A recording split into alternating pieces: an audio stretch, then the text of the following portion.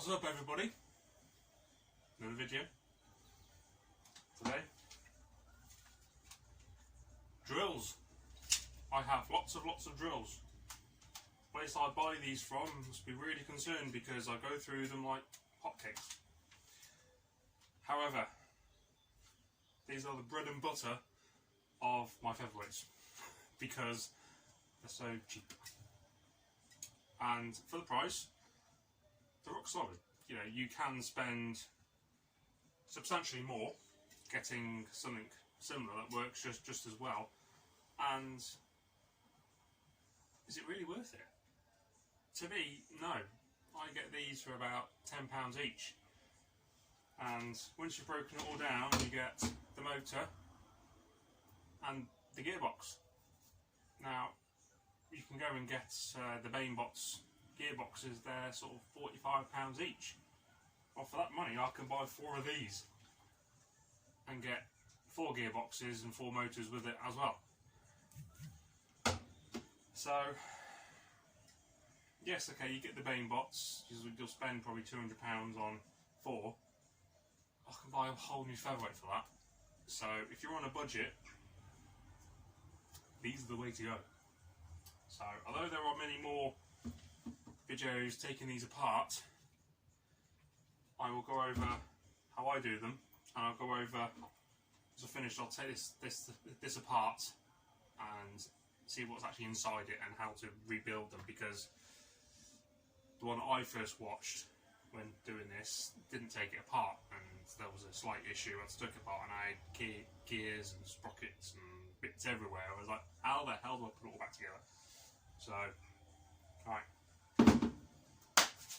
let's begin. Right, parts you will need, or tools. Obviously a drill. Purchased online, eBay, your dad's shed. Doesn't have to be brand new, it can be second, third hand. As long as the actual motor works, you don't need the battery. Okay? That is a 8mm hex Allen key, but basically some kind of big Allen key, because you're going to be sticking it in there to get the chuck out. A hammer to hammer that to get the chuck out. Makes sense in a minute. Phillips screwdriver, a Torx, that's a T20 Torx, and some wire cutters. So, first thing, yeah, sleeves are up, getting busy now. Right, make sure the battery's out. If you have got one with a battery, take it out.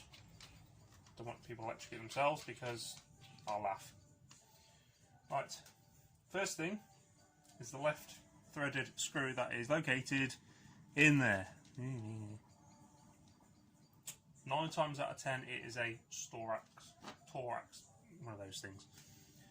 However, I have had a Phillips one before, so if you get the light right, you can see inside it and see what hedge you need. And just stick it in there, and remember it's a left-handed thread, so it's left to loosen. And they can be a pain. There we go. So hold the chuck while you do and turn it.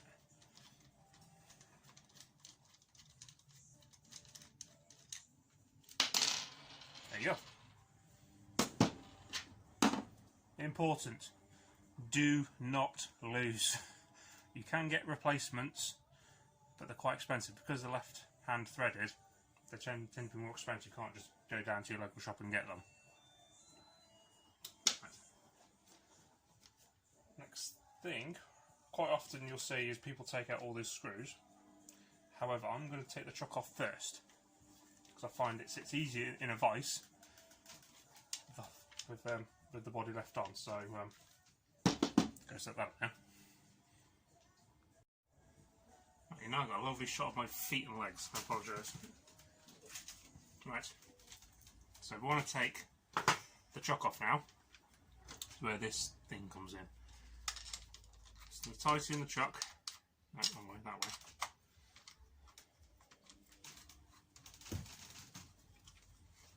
into there.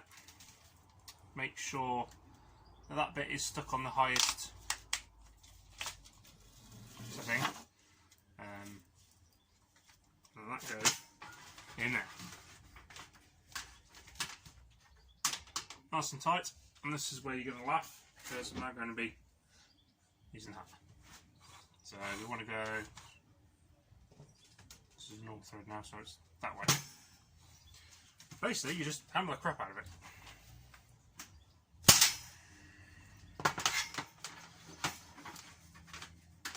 I'm sure there's a proper knack of doing this.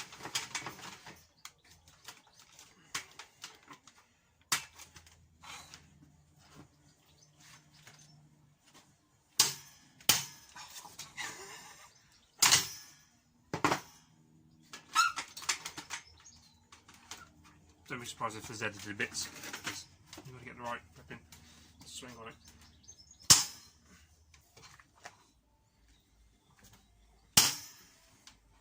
That's got it. Finally.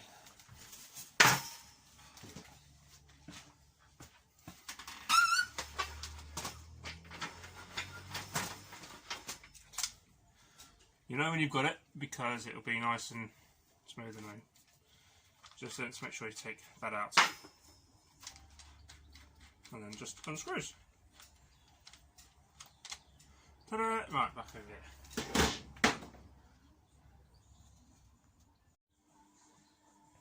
Okay, right. Yes, it is normal to faff about getting the chucks off. So, here's the second one, but I had to use these to sort of hold it in place to get the left-handed screw out. So, although they are exactly the same brand, bought exactly the same shop at exactly the same time, there are still going to be variations to these. Some will be far more difficult than others. Right. Okay. So now we can take out all the screws.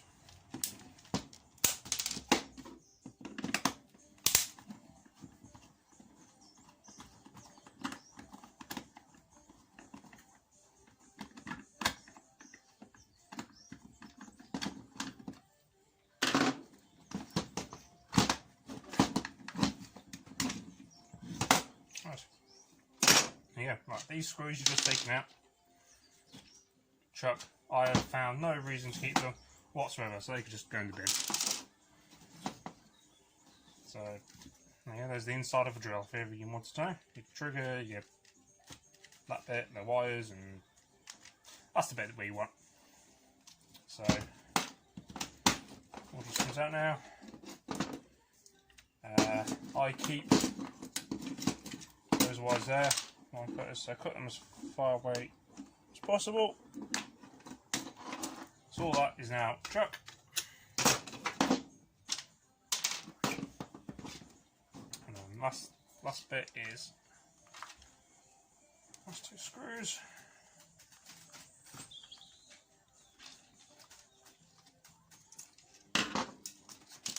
Depending on make, model and all that jargon, this might be slightly different, but you get the idea when you start taking it apart. It needs to come off. That's an interesting bit. Right. With this particular model, I'm keeping that metal ring and these two screws. I will show you in a minute. Right. That's throw. This is the oh crap. This is where you might get a bit messy with ball bearings. So around here will be ball bearings, and when you change the torque setting, it's adjusting the pressure on the ball bearings that hold other bits in place. So we don't want any of that. Make sure you get them all out. If you can't, that's where taking it apart will come in handy. So this isn't too bad, but I've had sort of 16 odd ball bearings in one of these. And go pinging all around the floor and stand on them for days afterwards. So there's your basic. Now, we still can't use that straight away. we need some rub screws.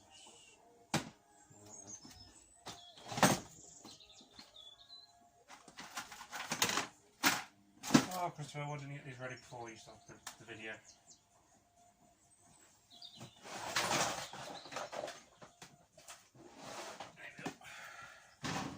Right, these are M5 grub screws, 8mm in length. You can buy shorter if you wish, but 8mm is what I've always been using. That's the video that they use. Sorry, the video that I first watched. That's the size that they used. And it's quite handy because you can tell when to stop. Now these get pushed into the holes around the side. You've got 8 holes where the ball bearings came out. You want at least 2 of these. At least. If you want to put 4 in, feel free. But at least 2. And apply a bit of brute force. Get the thread started.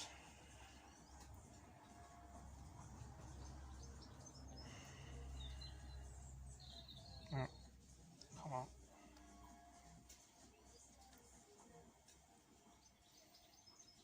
Obviously try and get them straight, but there we go. And once you get started, it's fairly easy. There's one. I'm aiming to get it about flush with the body bit.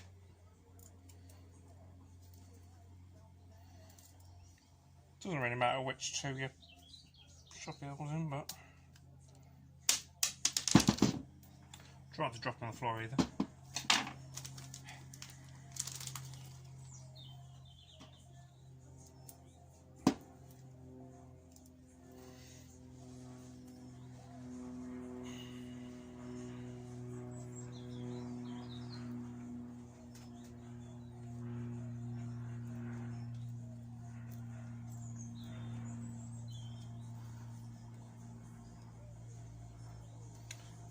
What these grub screws are doing is effectively locking off the gearbox wheel.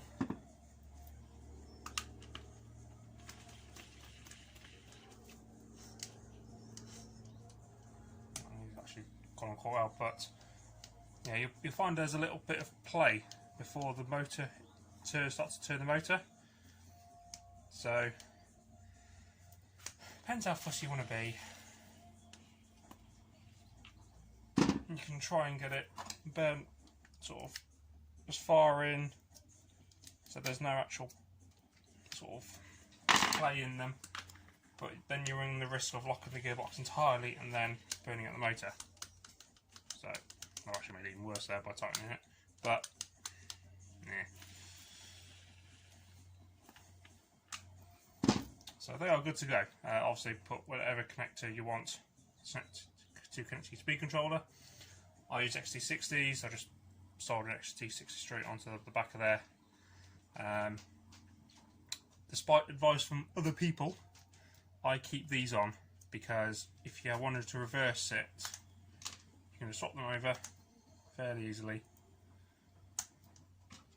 and that will now spin the other way.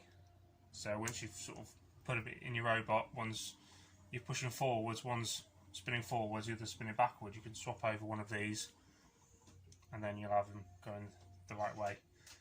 But this may be a fail point. I mean, they are quite difficult to get on and off, but just something to be aware of. I don't think I've actually had one fall off yet. So yeah, there's one drill motor ready to go. So take it apart. If you do get a ball bearing stuck in there, do not panic. Well, panic because you've got to do this. So you've got 3 screws around the outside. Undo. Obviously do not lose.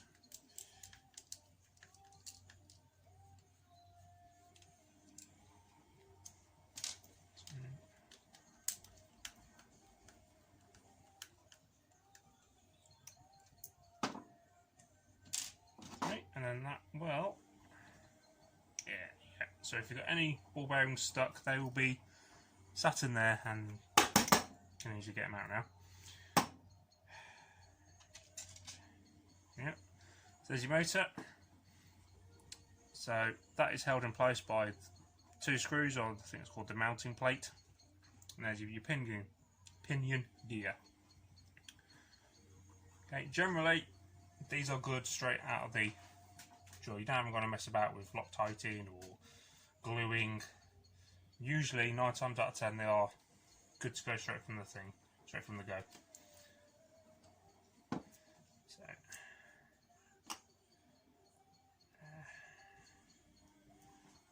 it's apart.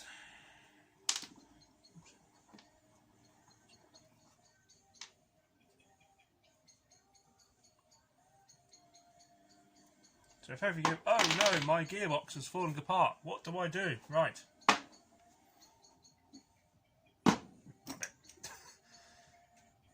So that is what they call the ring gear. So the grub screws will they sort of lock these teeth bit in to stop it rotating. That goes in first. And then you'll see 3 sort of sticky bits sticking out. And then depending on what you've make and model, I've got 3 plastic ones and 3 metal ones. So the metal ones obviously are better at dealing with torque, so they go nearest to the wheel. So I'm going to stick those in first. 1, 2, 3. Sure they can turn nice and freely. We then take, that's a lot of prison there, that thing, and it's pretty obvious, you know, the bit with the teeth goes in first. Getting the teeth to line up can be a pain, but it will find its place eventually.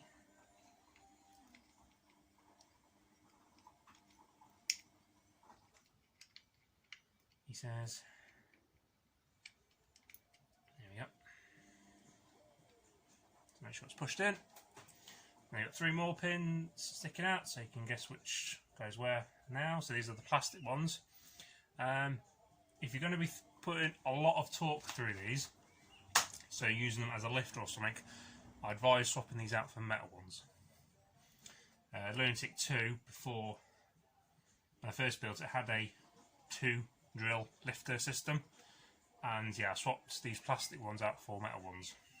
Luckily I had a load spare with all the amount of drills I buy.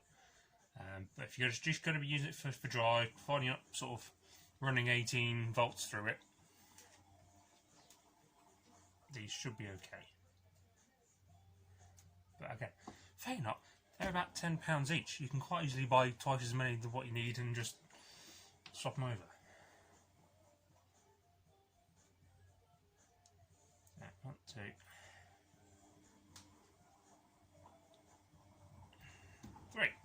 Again, make sure this is where you might have to hold the ring gear in place, but turning the all turns also smoothly. That is a metal washer thing that sits on there, and then it's just a case of lining up the pinion gear in there. There's also a little pin bit which in the hole, so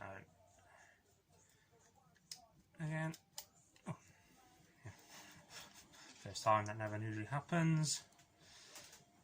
So, and then folding it together. There. Push your fingers.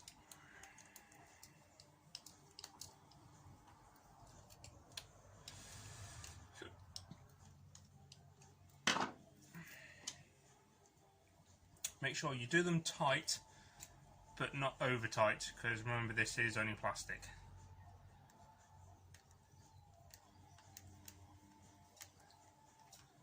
So, generally when I have drive fail, it is the gearbox, this aspect, that fails.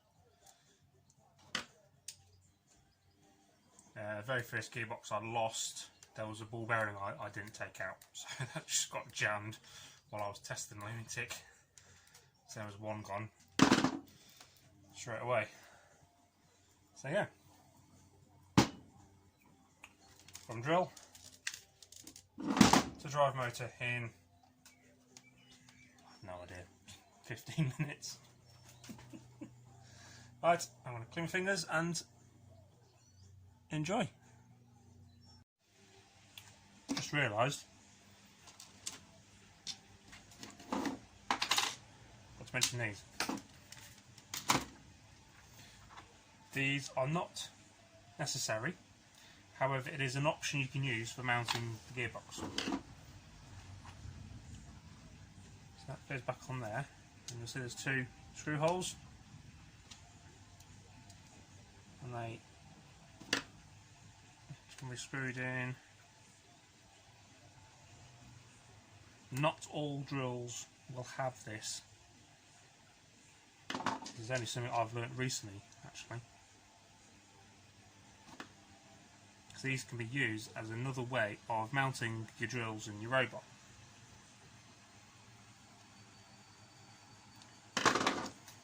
Okay. So I'll go over in another video about mounting these, which will include using that. But again, they are not necessary, but it is sometimes nice to have the option. Alright? Now that's it. I promise. For now. Hee hee.